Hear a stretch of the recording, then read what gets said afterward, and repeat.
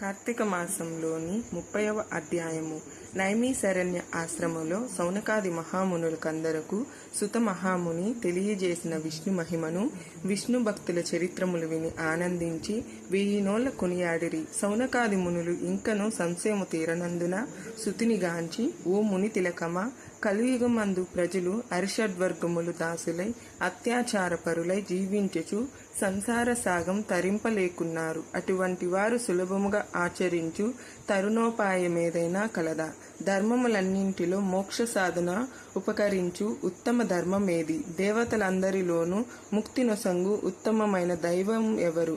మానవుని అవరించియున్న అజ్ఞానము రూపుమాపి పుణ్యఫలమిచ్చు కార్యమేది? ప్రతి క్షణము మృత్యు వెంటాడుచున్న మానవులకు సులభముగా మోక్షము పొందు గల ఉపాయమేమి? హరినామ స్మరణ సర్వదా చేయుచున్న మేము ఈ సంశయములతో ఉన్నాము కాన దీనిని వివరించి తెలియజేయమని కోరిరి. అంతా సుతుడు ప్రశ్న ఆలకించి, ఓ మునులారా, నీకు కలిగిన సంశయమును తెలుసుకొనవలసినవి. కలియుగమందలి మానవుడు మందబద్ధులు క్షణిక సుఖములతో నిండిన సంసార సాగరములను దాటుటకు మీరడిగిన ప్రశ్నలు మోక్ష సాధకము కాగలవు. కార్తీక వ్రతము వలన యాగాద్రి కృతువులోనొచ్చిన పుణ్యము దాన ధర్మ ఫలములు చేకూరును. కార్తీక వ్రతము శ్రీమన్నారాయణకు ప్రీతికరమైన వ్రతము. ఇది అన్ని వ్రతముల కంటే ఘనమైనది. శ్రీహరి వర్ణించియున్నాడు. ఆ వ్రత మహిమ వర్ణించుటకు నాకు శక్తి చాలదు. అంతియేగాదు, సృష్టికర్తయగా బ్రహ్మదేవునికి కూడా సఖ్యము కాదు. అయినను సూక్ష్మముగా వివరించెదను.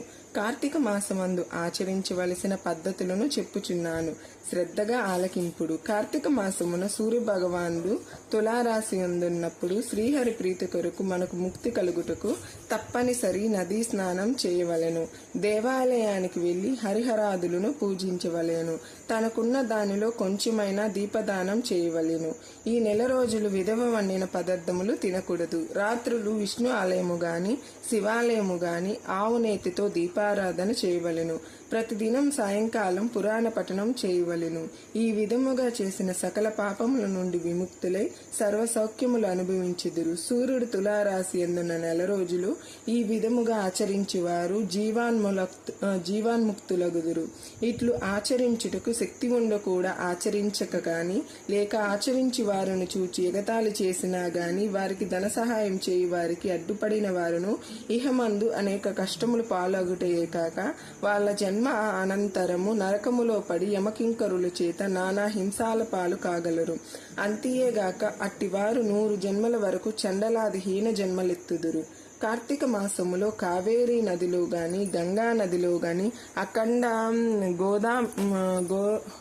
గౌతమి నదిలో కాని స్నానమాచరించి ముందు చెప్పిన విధముగా నిష్ఠతో ఆచరించి వారు ఇహమందు సర్వసుఖములను అనుభవించుటయే కాక జన్మ అనంతరము వైకుంఠవాసులగుదురు.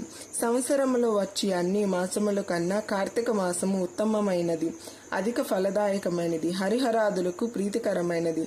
కనుక కార్తీక వ్రతము వలన జన్మల నుండి వారలకున్న సకల పాపములు హరించి మరు జన్మ లేక వైకుంఠమందుగలదు. పుణ్యాత్ములకు మాత్రమే ఈ వ్రతం ఆచరించవలెనని కోరిక పుట్టును. దుష్టులకు, దుర్మార్గులకు, పాపాత్ములకు కార్తీక మాసమన్నా కార్తీక వ్రతమన్నా ఏవగింపు అసహ్యం కలుగును.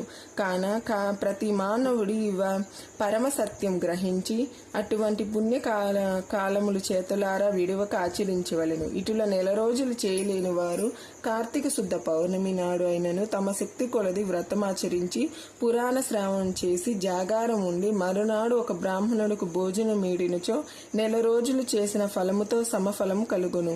ఈ మాసములో ధనము, ధాన్యము, బంగారము, గృహము, కన్యాదానములు చేసిన ఎప్పటికీ తరగని పుణ్యము లభించును. ఈ నెల రోజులు ధనవంతుడైనను బీదవాడైనను మరెవ్వరైనను సరే సదా హరినామ స్మరణ చేయుచు పురాణములు వింటూ పుణ్యతీర్థములు సేవిస్తూ దాన ధర్మములు చేయుచున్న ఎడల వారికి పుణ్యలోకములు వచ్చును.